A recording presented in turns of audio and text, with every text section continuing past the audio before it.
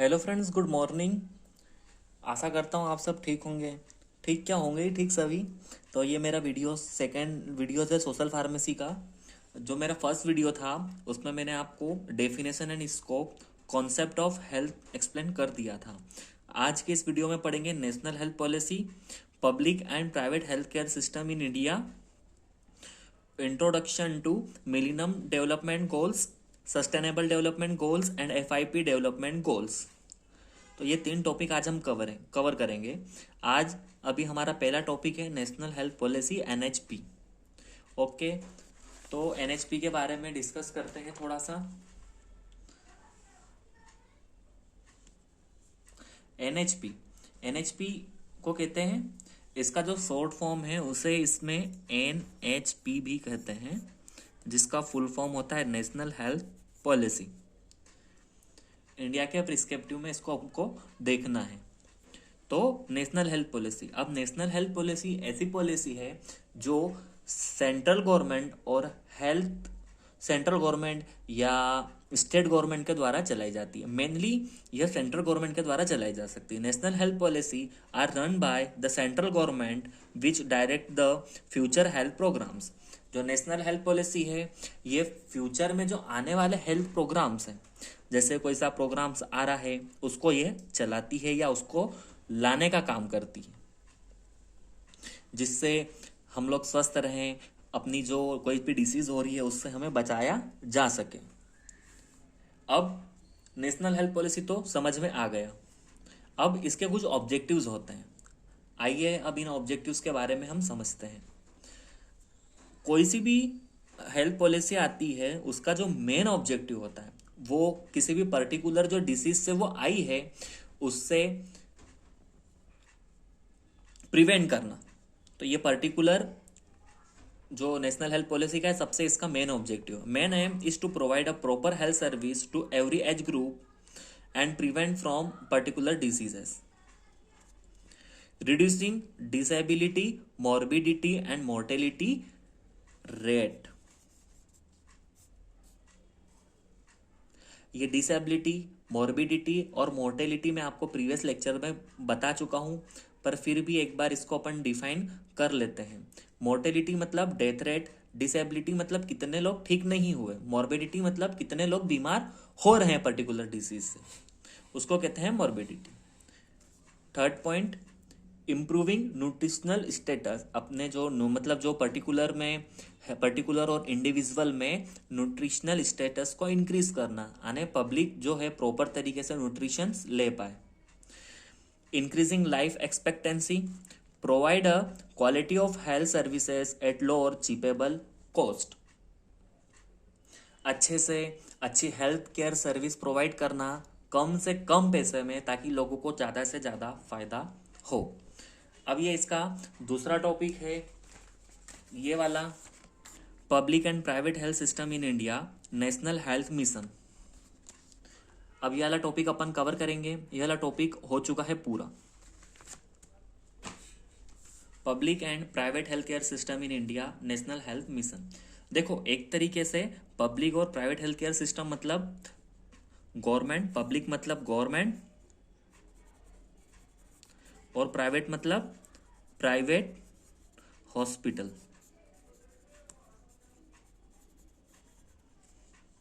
अब इन दोनों को कंपेयर करेंगे, public health care system, private health care system. अब देखो, public health care system and hospital are run by the state और सेंट्रल गवर्नमेंट ऑफ इंडिया। अब जो पब्लिक हेल्थ केयर यानी जो गवर्नमेंट हॉस्पिटल है वो किससे चलेगा, या पर्टिकुलर स्टेट की गवर्नमेंट से चलेगा, या तो सेंट्रल गवर्नमेंट उस पर्टिकुलर हॉस्पिटल को चलाएगी, उसकी हेल्प से चलेगा। अब बात करते हैं सेकंड पॉइंट की, public health care system do not have right to refuse any patient, every patients have equal right. जो पब्लिक हेल्थ केयर सिस्टम है यानी जो गवर्नमेंट हॉस्पिटल है उसमें ऐसा नहीं होता कि किसी एक पेशेंट को पर्टिकुलर क्राइटेरिया दिया जाएगा कि नहीं आप ये इसी रूम में रहेंगे, बाकी सब प्राइवेट रूम में रहेंगे, कि आपको जो पर्टिकुलर पेशेंट वो प्राइवेट रूम में रहे या बाकी सब पेशेंट कहीं और रहे। सबके लिए इक्वल चीज रहती है, और इसका जस्ट अपोजिट प्राइवेट में हो जाएगा। थर्ड पॉइंट देखते हैं, now days a demand of public health care system is increasing because they are cheapable as compared to private health care system.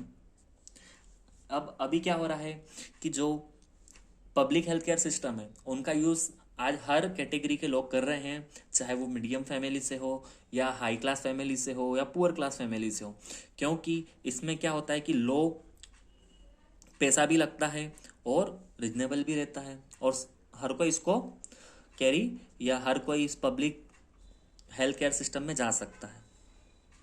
May be availability of doctor, nurses and other health care workers may be less as compared to private healthcare system, PHS, private health care system. अब जो government hospital होगा यहाँ पर क्या होगी कि नर्सों की कमी हो सकती है, डॉक्टर टाइम पर आएंगे नहीं या डॉक्टर कम रहेंगे. और जो इसका अगर अपन कंपेयर करें प्राइवेट हॉस्पिटल से, तो प्राइवेट हॉस्पिटल्स में क्या होता है, जाते से ही बहुत भीड़ दिखती है, नर्सेज भी बहुत सारी रहती है, डॉक्टर्स भी रहते हैं. ठीक है. Lack of much facilities in public health care system in rural areas. अब जो रूरल एरिया है यानी जो गांव वाला क्षेत्र है वहां पर जो फैसिलिटीज है पब्लिक हेल्थ केयर सिस्टम की वो बहुत ही कम रहती है.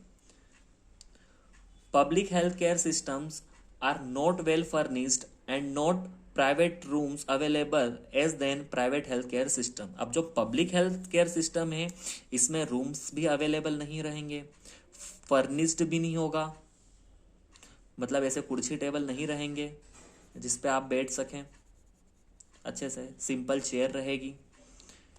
तो ये फ़र्क था public and private health care system में. तो आई होप आपको ये सारे पॉइंट समझ में आए होंगे.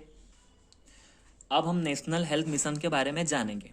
तो नेशनल हेल्थ मिशन होता क्या है? National health mission NHM was launched by the government of India in 2013.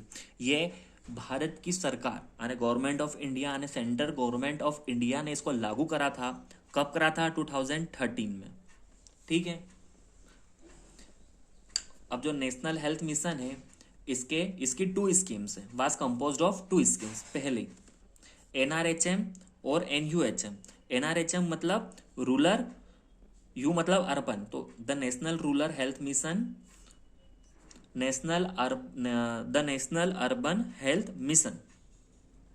अब जो रूरल हेल्थ मिशन है इसकी स्टार्टिंग 2005 में हो चुकी थी और इसकी हुई 2013 में.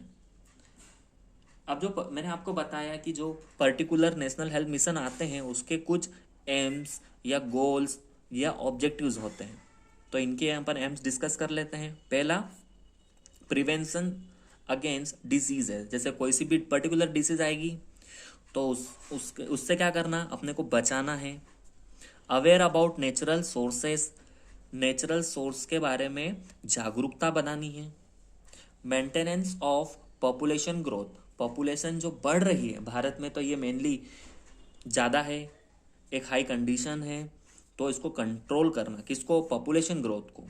Improve the health conditions and fulfil the basic needs of people. जो हेल्थ कंडीशन है इसको इम्प्रूव करना, यानी सभी लोग जब स्वच्छ रहेंगे तो ज़्यादा अच्छा होगा. अपने जो कंट्री है उसकी इकोनॉमी भी बढ़ेगी. Improve personal hygienic conditions, prevent and reduces mortality और मोर्बिडिटी रेट. देखो ये मोर्टेलिटी और मोर्बिडिटी बार बार आ रहा है तो ये एग्जाम पॉइंट ऑफ व्यू से बहुत ही इंपॉर्टेंट है, तो इसको अच्छे से समझ लें, उसको अच्छे से समझ लें. मेरे प्रीवियस वीडियो में मैंने बताया है तो उसे देख लें.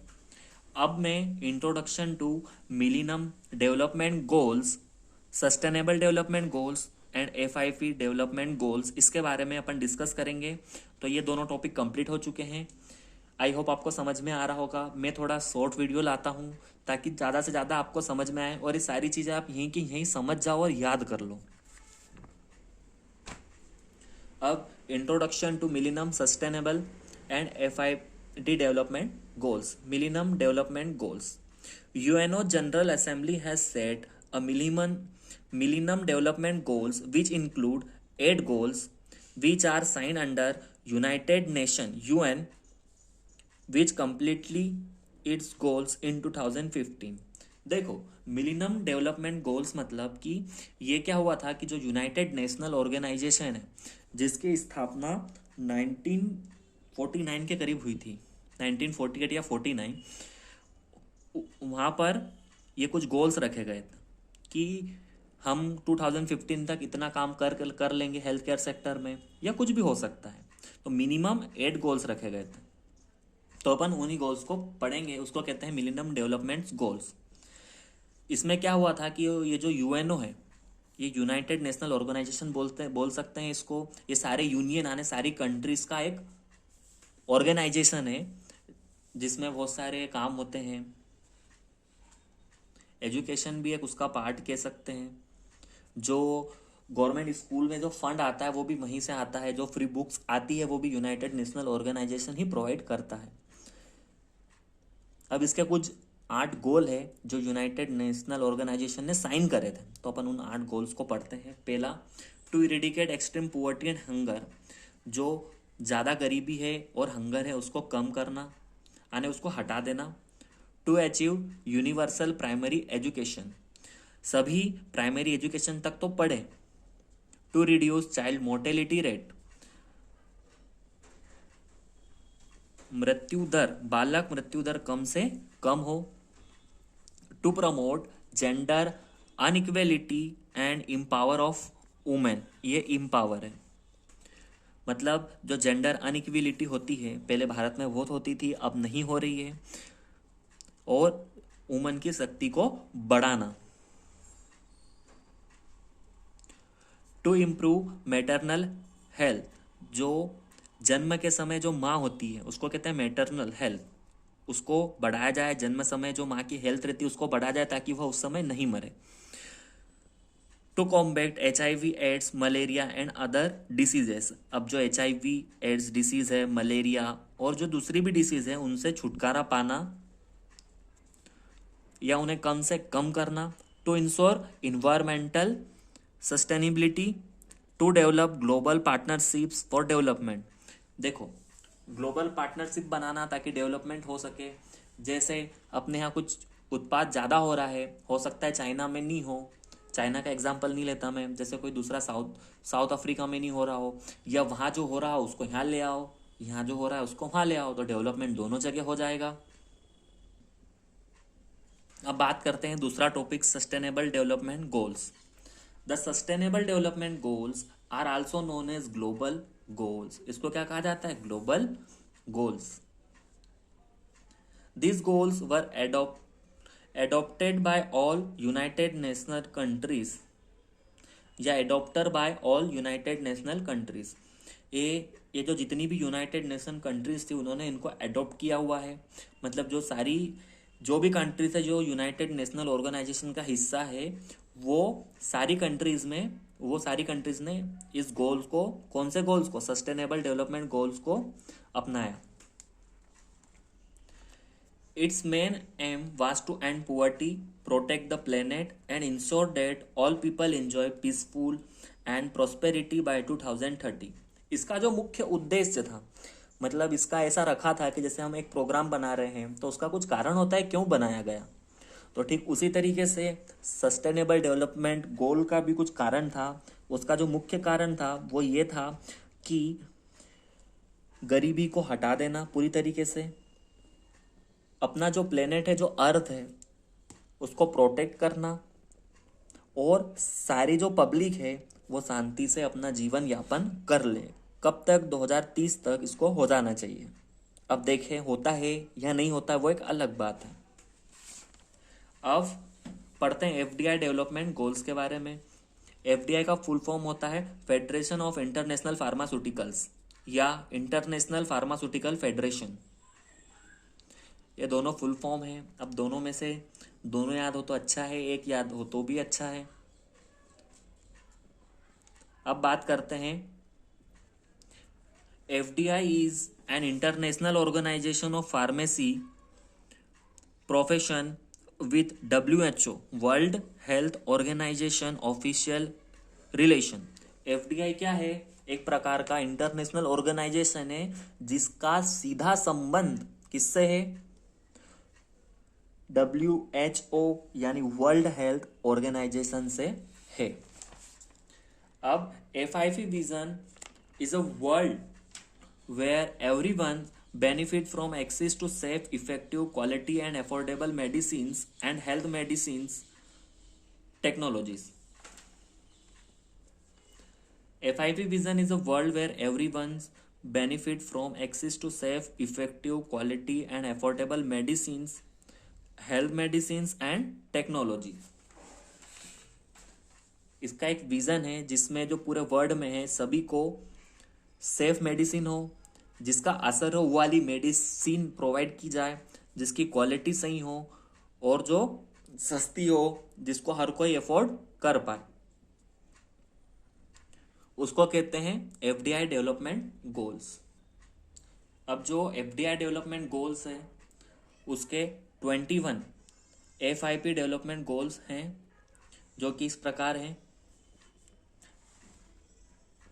पहले वाला जो मिनिमम पड़ा था उसका कितने थे, 8 थे। उसके वाले तो मैंने आपको बता दिए।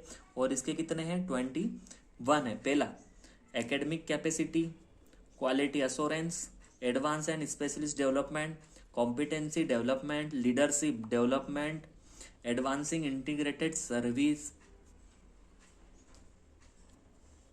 भाई जो एकेडमी की जो पर्टिकुलर कैपेसिटी रहती है किसी भी एक चीज़ की वो इंक्रीज हो, क्वालिटी एश्योरेंस होना चाहिए, स्पेशलिस्ट डेवलपमेंट भी होना चाहिए। भाई जो डेवलपमेंट हो रहा है उसको और एडवांस भी होना चाहिए। Leadership development, advance integrated service का यूज़ करना चाहिए। इक्वेलिटी, समानता होनी चाहिए। इम्पैक्ट एंड आउटकम, उसका कोई एक रिजल्ट निकलना चाहिए, कुछ इम्पैक्ट निकलना चाहिए। Pharmacy intelligence, expert medicine system होना चाहिए। Patient safety, communicable disease, digital health, medicinal expert, sustainability in pharmacy. ये सारे गोल्स हैं किसके, FIP डेवलपमेंट के। जो भी मैंने आपको ये सब बताया ये सब इजी लैंग्वेज में है, आपको भी समझ में आ रहा होगा। ये सारे गोल्स हैं। एक बार और देख लेते हैं, किसी का छूटा हो तो लिख लो। इसमें जितने आए उतने तो लिख के ही आना। मैंने इसमें बहुत सारे गोल्स कंबाइन करके भी लिख दिए थे।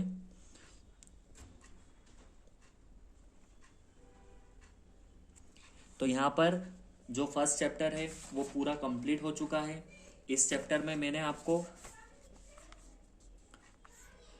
चैप्टर 1 का पार्ट 3rd, 4th और 5th पूरा कंप्लीट हो चुका। अब मैं अगला लेक्चर जल्दी लाऊंगा जिसमें preventive health care, role of pharmacist in the following, इसको कैसे इजी से लिखें और कैसे आपको जल्दी याद हो जाए वो सारी ट्रिक्स में लेकर आऊँगा।